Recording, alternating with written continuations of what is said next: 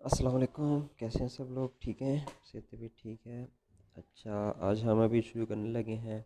Last time हमने जो है ना कांस्टेंट वॉल्यूम प्रोसेस पढ़ लिया था। कांस्टेंट वॉल्यूम प्रोसेस एक्चुअली क्या था? ये डायग्राम में भी देख सकते हैं कि अगर पी वी की डायग्राम देख रहे थे तो पी वी की जो डायग्राम है उसमें जो हमारी प्रेशर और वॉल्यूम की जो डायग्राम है उसमें हमारा जो वॉल्यूम अगर कांस्टेंट है तो ये जो वी वाली जो लाइन है ये स्ट्रेट लाइन आएगी। तो इसको हम जो है कांस्टेंट वॉल्यूम प्रोसेस कह रहे थे, ठीक है।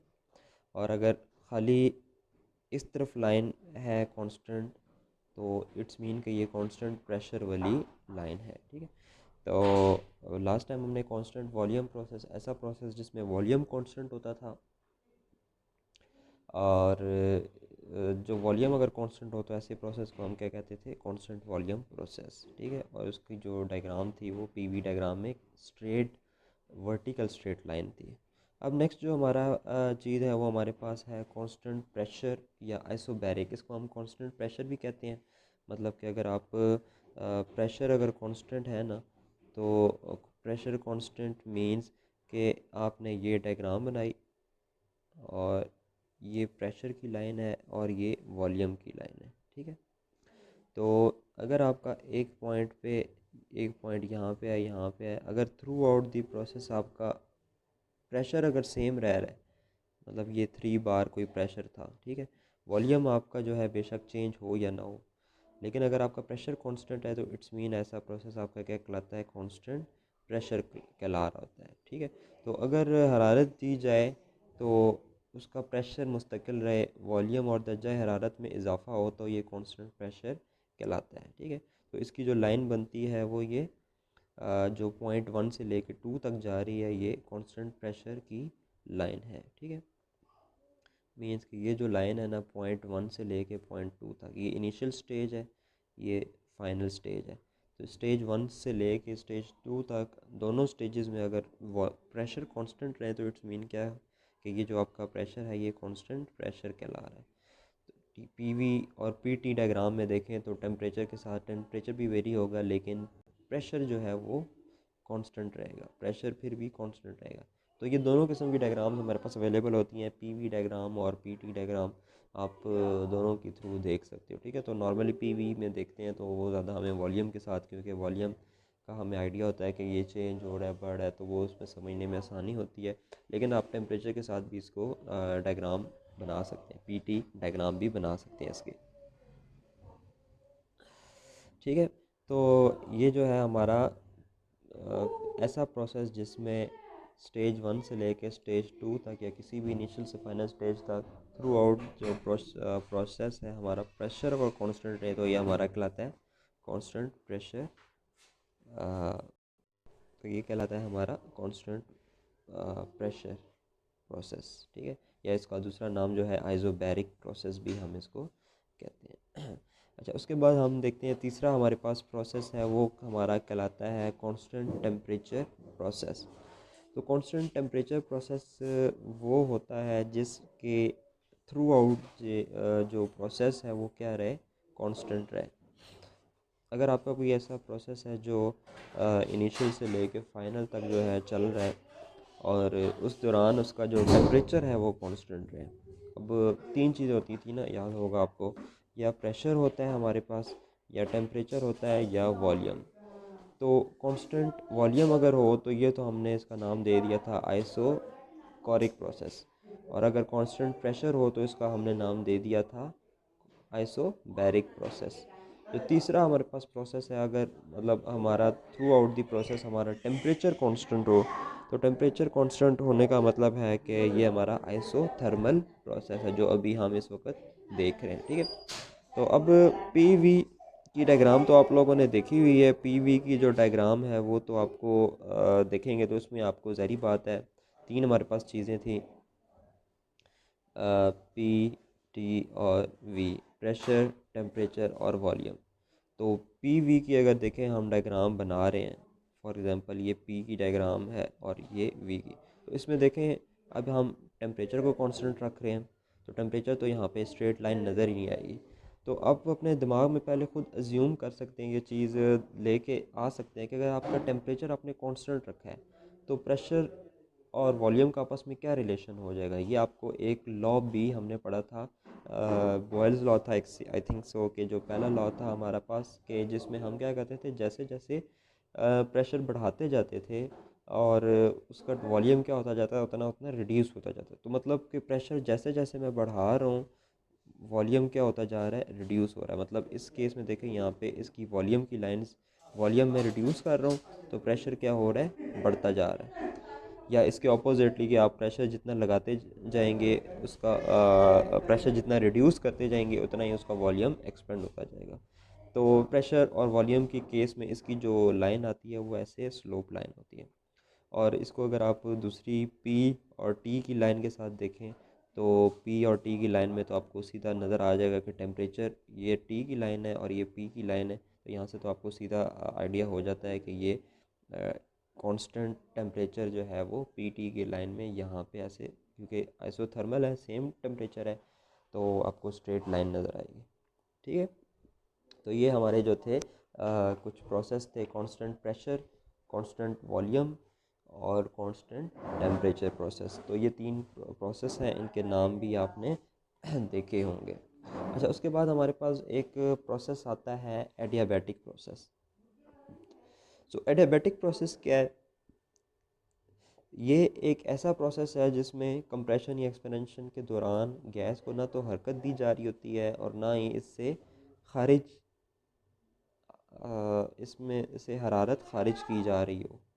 तो ना तो टेम्परेचर दे दिया जा रहा हो और ना टेम्परेचर निकल रहा हो, तो ऐसा प्रोसेस हमारा क्या कहलाता है, ऐसा प्रोसेस हमारा क्या कहलाता है, एडियाबैटिक प्रोसेस। ठीक है, तो सिंपली आप इसको कंसिडर यूँ कर सकते हैं कि एक सिलेंडर है और ना इधर से टेम्परेचर आउट हो रहा है, ना आउट हो सकता है, और ना ही टेम्परेचर इन हो सकता है।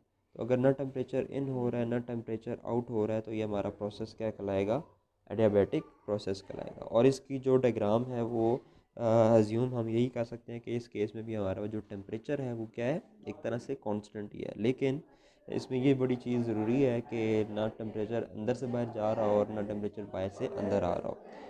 ठीक है, तो इसको अगर मैं हम देखें तो इसकी ग्राफ जो है, ये पिछला जब भी हमने आइसोथर्मल का प्रोसेस पढ़ा था उसी तरह का ही पढ़ा था।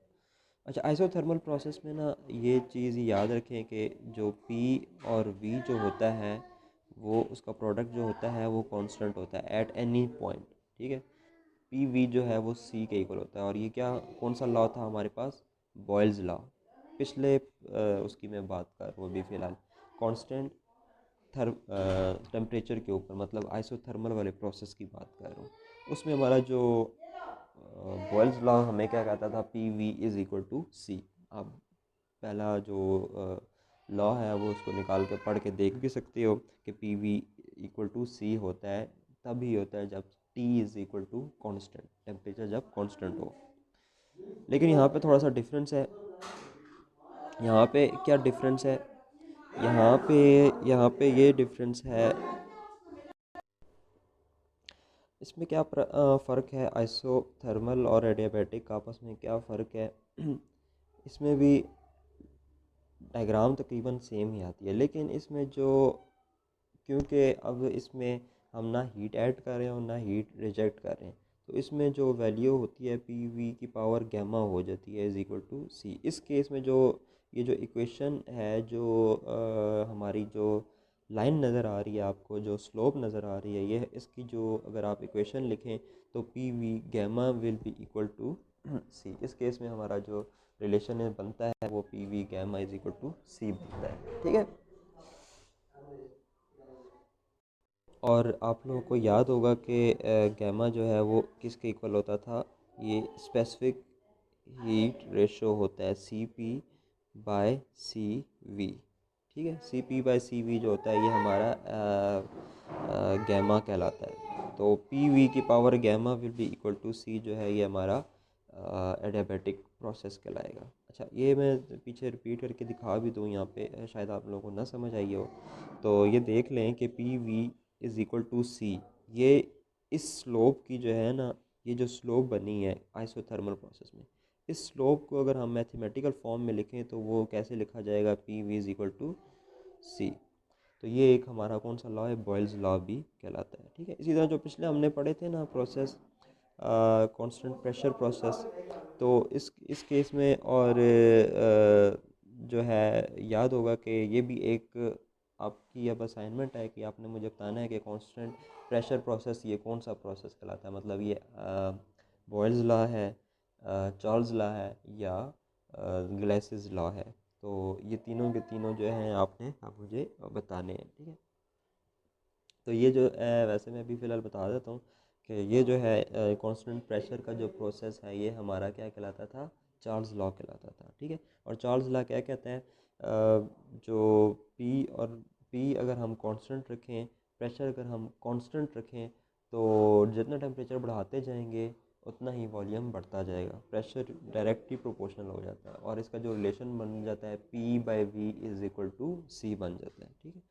तो मैं यहाँ पे लिख भी देता हूँ अगर हमने प्रेशर अगर कांस्टेंट रखना हो, प्रेशर कांस्टेंट हो हमारा, ठीक है, प्रेशर अगर कांस्टेंट हो तो हमारे पास क्या केस बनता है, हमारे पास क्या केस बनता है, वॉल्यूम जितना टेम्परेचर बढ़ाते जाएंगे वॉल्यूम उतना ही बढ़ता जाए, रिड्यूस होता जाएगा। ठीक है, तो सॉरी इन्वर्स रोटेशन होता है। ठीक है, तो प्रेशर क्योंकि हमने कांस्टेंट रखा हुआ है, टेम्परेचर जितना बढ़ाओगे वॉल्यूम उतना ही रिड्यूस हो जाएगा।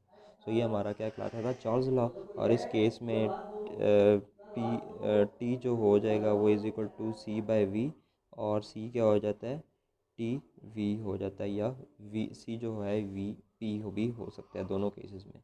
ठीक है, तो इस तरह जो है हम अपनी इक्वेशन को देख सकते हैं, रीअरेंज कर सकते हैं।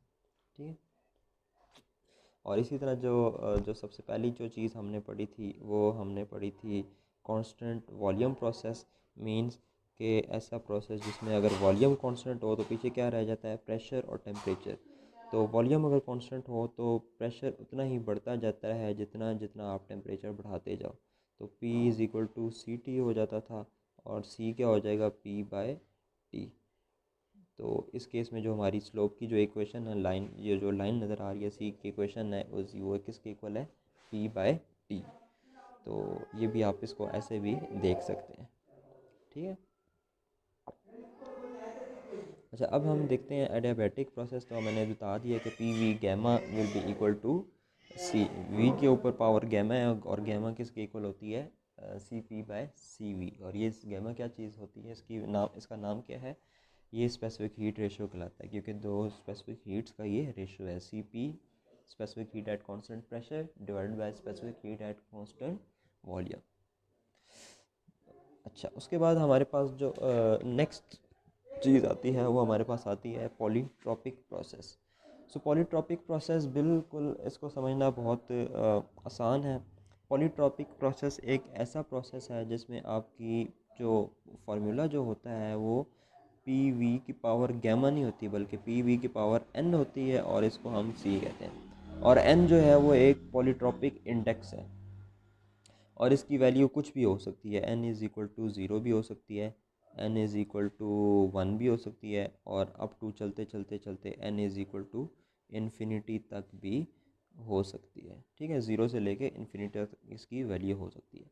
सो ये हमारा डिपेंड करता है, एन की जो वैल्यू होती है वहाँ से हमें आइडिया पता चलता है, या हमारी जो इक्वेशन नज़र आ रही होती है वहाँ से हमें पता चलता है कि एन की क्या वैल्यू है।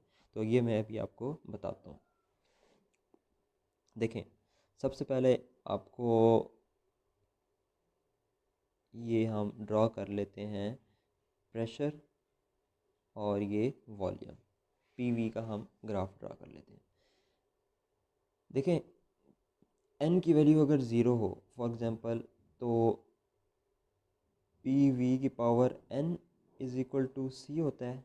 तो किसी भी चीज़ की एन की वैल्यू अगर मैं यहाँ पे ज़ीरो पुट कर दूँ तो वी की पावर ज़ीरो क्या हो जाता है, वन। इट्स मीन क्या पीछे रह गया, P is equal to C. मतलब ऐसा प्रोसेस रह जाता है पीछे हमारे पास जिसमें हमारे पास प्रेशर क्या होता है, कांस्टेंट होता है। ठीक है, तो ऐसा प्रोसेस कौन सा कहलाता है, आइसोबैरिक प्रोसेस। ठीक है, क्योंकि हमारे पास प्रेशर कांस्टेंट हो, तो इट्स मीन कि अगर हमारी n की वैल्यू 0 हो तो ये हमारे पास कौन सी लाइन आएगी, कांस्टेंट प्रेशर की लाइन आ जाएगी, जो कि यहाँ पे आपको यहाँ पे नज़र आ रही है। ठीक है, ये कांस्टेंट प्रेशर लाइन, और इसके साथ इन्होंने लिखा भी हुआ है where n will be equal to 0, और ये कौन सा प्रोसेस कहलाता है हमारा, आइसो बैरिक प्रोसेस। ठीक है।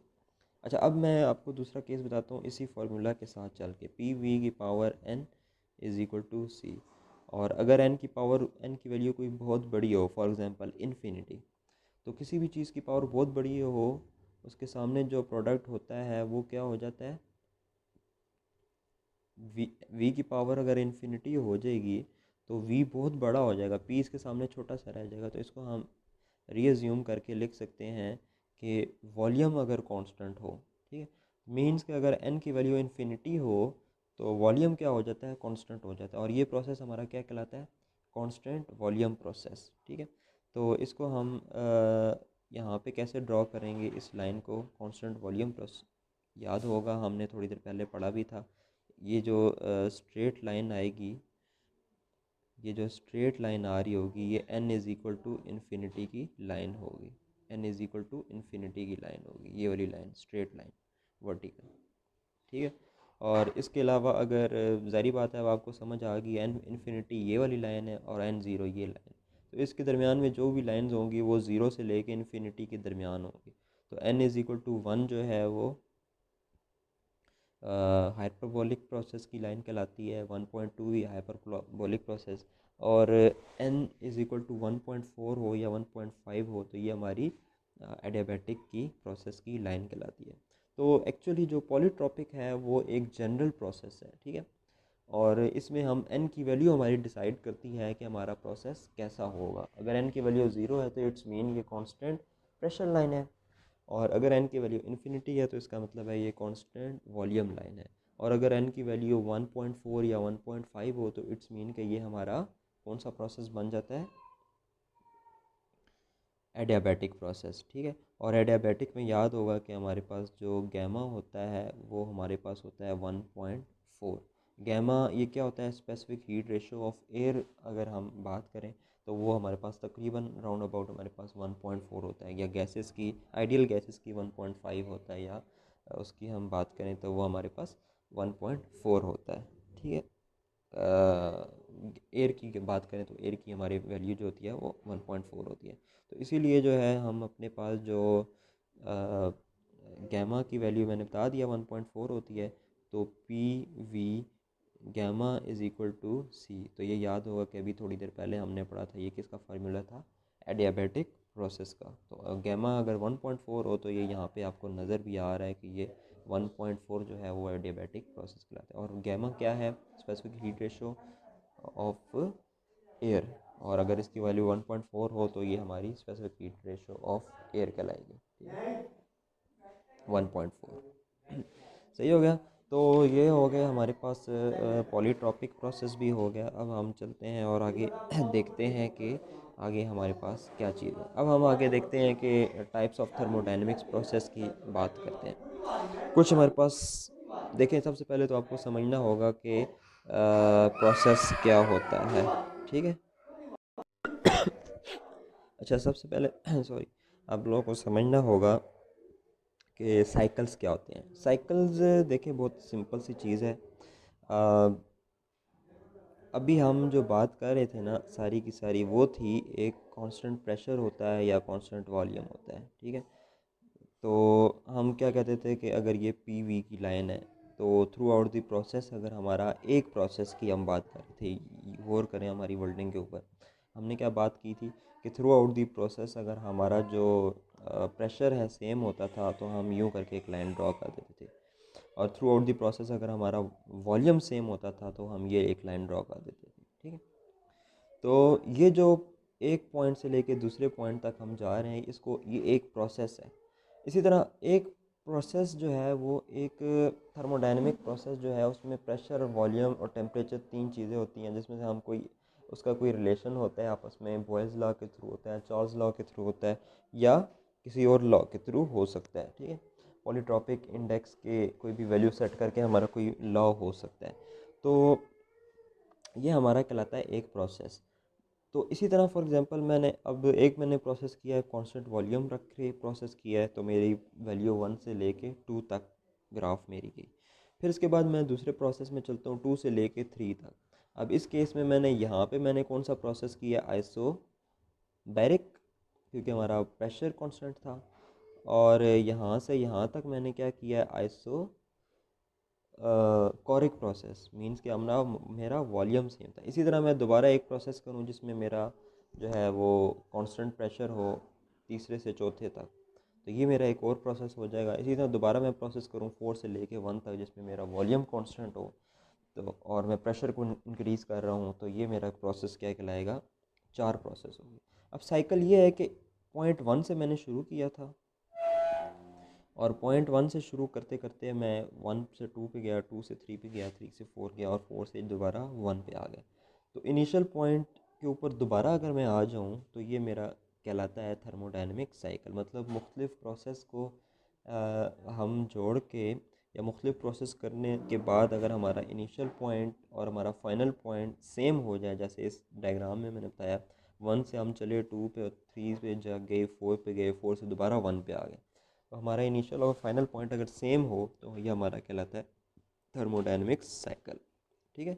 तो आपको पता है कि जैसे इंजन की अगर हम बात करें, कार्नट साइकिल, जैसे इंजन ऑटो साइकिल जिसको हम Carnot cycle, refrigeration actually cycle होता है, वो ऑटो साइकिल की बात करें तो ऑटो साइकिल में क्या होता है कि हम जो पहले स्ट्रोक होता है वो सक्शन होता है, देन कंप्रेशन, और कंप्रेशन के बाद पावर स्ट्रोक आता है, और देन एग्जॉस्ट स्ट्रोक, और एग्जॉस्ट स्ट्रोक के बाद दोबारा फिर हमारा क्या प्रोसेस, यही 4 प्रोसेस क्या होते हैं, दोबारा से शुरू हो जाते हैं। तो इस तरह ये जो हमारा साइक बन जाता है, 4 साइकिल मिल के हमारे प्रोसेस बन के हमारे पास 4 प्रोसेस कंबाइन हो क्या बन जाते हैं, एक साइकिल बन जाता है, क्योंकि हमारा इनिशियल और फाइनल पॉइंट क्या हो गया, सेम हो गया। तो यहाँ पे कुछ और भी हमारे पास थर्मोडायनेमिक साइकिल्स हैं कि कौन कौन से प्रोसेस कंबाइन करके हम क्या करते हैं, थर्मोडायनेमिक साइकिल्स बनाते हैं, तो वो उसकी डिटेल यहाँ पे हमारे पास गिवन है। तो कुछ साइकिल्स हैं, उनकी ब्रीफ हम देखेंगे कि ये कौन कौन से प्रोसेस मिल के जो है एक साइकिल बना रहे हैं, क्योंकि समटाइम्स हीट सप्लाई एडियाबैटिक तरीके से हो रही होती है, समटाइम्स कॉन्स्टेंट प्रेशर पे हो रही होती है, समटाइम्स कॉन्स्टेंट वॉल्यूम पे हो रही होती है। तो ये डिफरेंट किस्म की लाइंस बन जाती हैं, और इनका जब पी वी डायग्राम हम देखते हैं तो वो एक डिफरेंट लाइन हमें दे रहा होता है। तो हम जो है इसको देखते हैं फिर कि ये थर्मोडायनेमिक साइकिल्स कौन कौन से जो हैं वो कैसे, कौन कौन से साइकिल्स हैं, कौन कौन से प्रोसेस कंबाइन हो गए कौन कौन सा साइकिल बनाते हैं। ठीक। तो वन बाय वन हम देखते हैं। पहले हम देखते हैं कार्नट साइकिल को। इसको सादी कार्नेट ने ईजाद किया था, और ये 2 आइसोथर्मल प्रोसेस इसके अंदर होते हैं और 2 एडियाबैटिक प्रोसेस इसके अंदर होते हैं, और इसकी पीवी डायग्राम जो है वो दर्ज झेल है। अच्छा, अब इसकी डायग्राम अगर देखें ना, तो इस डायग्राम को मैं थोड़ा सा बड़ा करके दिखा देता हूँ ताकि आपको क्लियर से नज़र आ जाए। ये इसकी पीवी की डायग्राम है। ठीक है। प्रोसेस जहाँ पे देखे 1 लिखा है ना, मतलब ये पॉइंट 1 है, ये पॉइंट 2 यहाँ से यहाँ चला, यहाँ से यहाँ चला, 3 से 4 आया, 3 से 4 गया, और फिर दोबारा 4 से 1 चला गया। तो ये इसके स्टेप्स थे, 1 से 2, 2 से 3, और 3 से 4, और 4 से फिर 1। तो देखें पहला जो प्रोसेस इसने किया है, प्रोसेस में कह रहा हूँ, ठीक है, प्रोसेस पहला प्रोसेस क्या है, 1 से 2 में गया है। इस केस में वो देखें, इसको आप कंप्रेशन है या एक्सपेंशन है, ये आप अपनी डायग्राम की मदद से भी समझ सकते हैं बड़े आसानी से। देखें, अब पॉइंट 1 से 2 में देखें, इसका जो इसके करस्पॉन्डिंग अगर आप देखें, पॉइंट 1 पे यहाँ पे देखें वॉल्यूम 1 था, और पॉइंट 2 पे देखें यहाँ पे इसका वॉल्यूम V1 से V2 पे चला गया। तो इधर देखें, यहाँ पे वॉल्यूम ज़री बात है कम होगा, और यहाँ से वॉल्यूम क्या हो रहा है, इसका वॉल्यूम क्या हो रहा है, बढ़ रहा है। ठीक है। तो इसको हम कह सकते हैं कि इस केस में हमारे पास क्या हो रही है, हीट हम क्या कर रहे हैं, सप्लाई कर रहे हैं, तो क्या हो रहा है, इसका वॉल्यूम भी क्या हो रहा है, इंक्रीज़ हो रहा है। ठीक है। तो आपको याद था कि हमने जो इस तरह की जो लाइन पढ़ी थी, ये कौन सी लाइन थी, P V is equal to C, मतलब जिसमें आपकी जो हीट सप्लाई हो रही होती थी और आपका क्या होता था, हीट सप्लाई कर रहे होते थे, या हीट जो है वो कांस्टेंट होती थी, और वो जो प्रेशर है और वॉल्यूम है वो क्या होते हैं आपस में कैसे रिलेशन में अब आ रहे हैं। देखें कि प्रेशर क्या होता जा रहा है, रिड्यूस होता जा रहा है, P1 से P2 पे आ रहा है। फॉर एग्जांपल ये P1 की वैल्यू और ये P2 की वैल्यू, प्रेशर क्या हो रहा है, रिड्यूस हो रहा है, और वॉल्यूम क्या हो रहा है, बढ़ रहा है। तो ये कौन सा साइकिल था, ये हमारा पहला वाला साइकिल था। तो इसको हम ये कह सकते हैं कि हमने यहाँ पे हीट सप्लाई की है, तो इसको हम आइज़ोथर्मल हीट सप्लाई, सेम टेम्परेचर रख के हमने हीट सप्लाई की है, टेम्परेचर सेम रखा है और हमने हीट अप्लाई की है। तो ये हमारा आइसोथर्मल हीट अप्लाई हो गया, ठीक है। इसी तरह अब प्रोसेस 2 से 3 पे देखें, 2 से 3 पे देखें, ये लाइन आ रही है, 2 से 3 में ये लाइन आ रही है, ठीक है।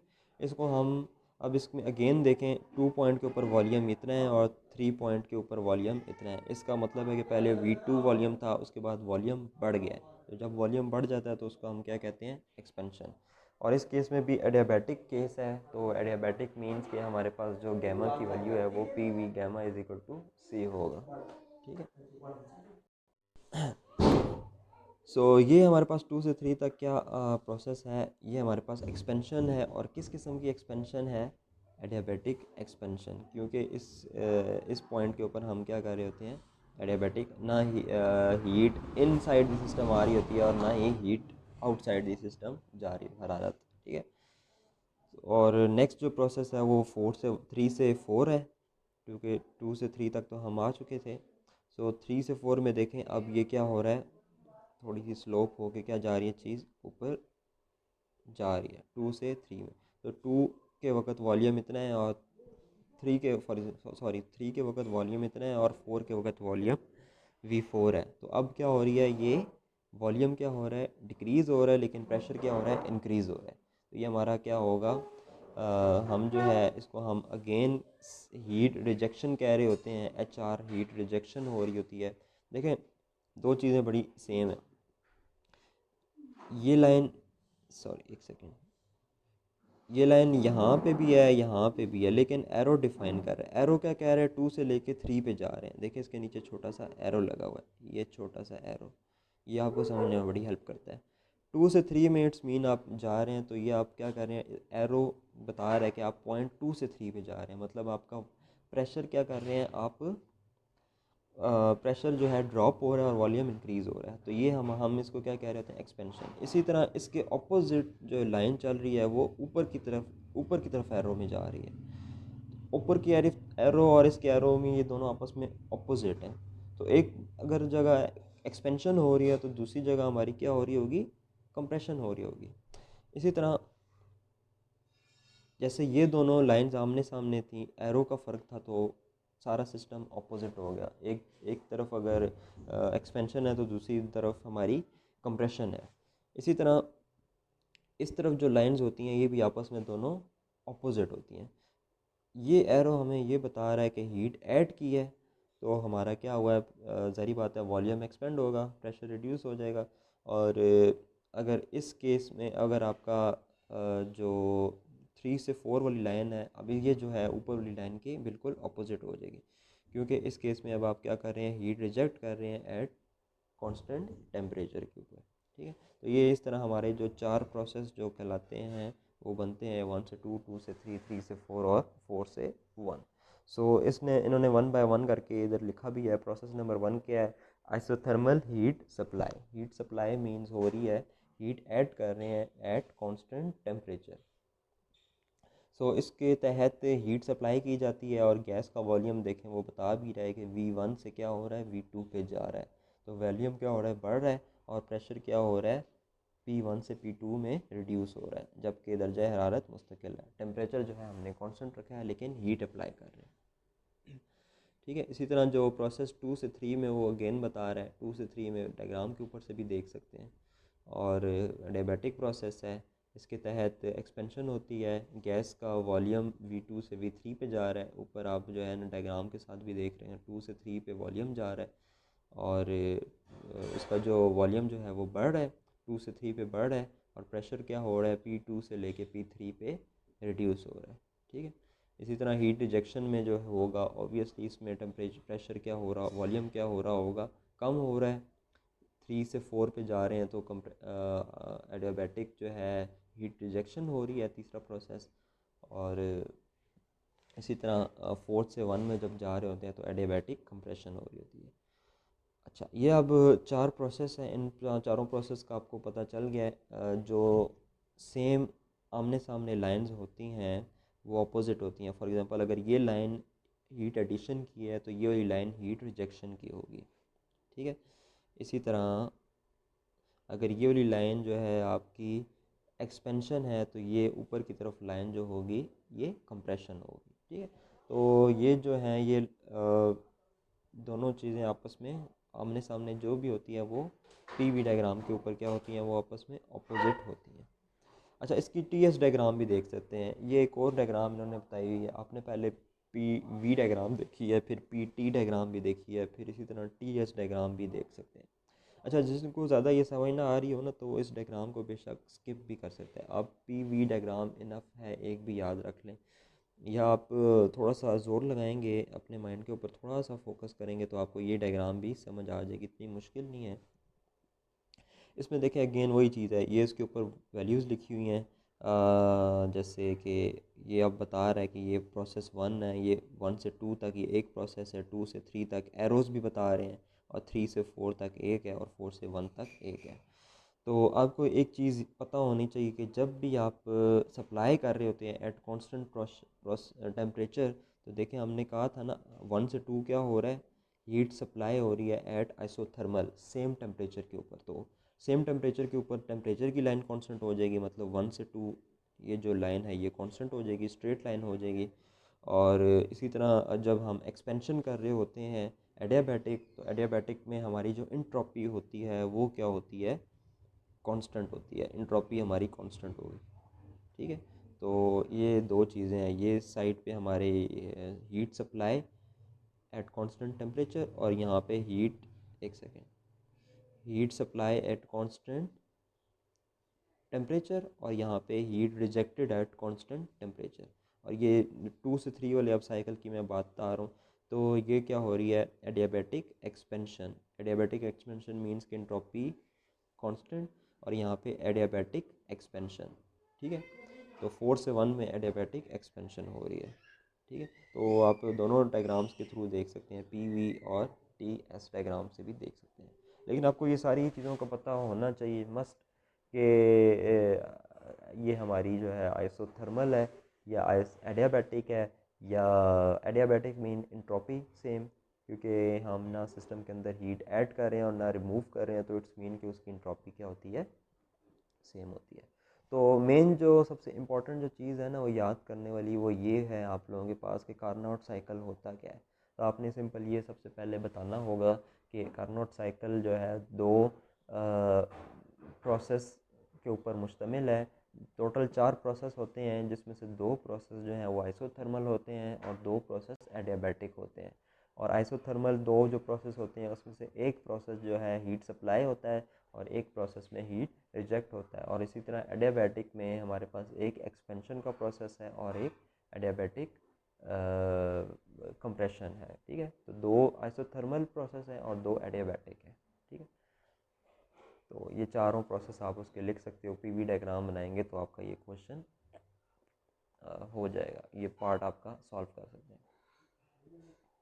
इसी तरह हमारे पास जो नेक्स्ट चीज़ है वो आई थिंक चलें यहाँ पे भी स्टॉप कर देते हैं, ताकि नेक्स्ट लेक्चर में फिर हम इंशाल्लाह ऑटो डीजल और जॉब्स वगैरह की जो चीज़ें बाकी रह गई हैं वो कर लेंगे।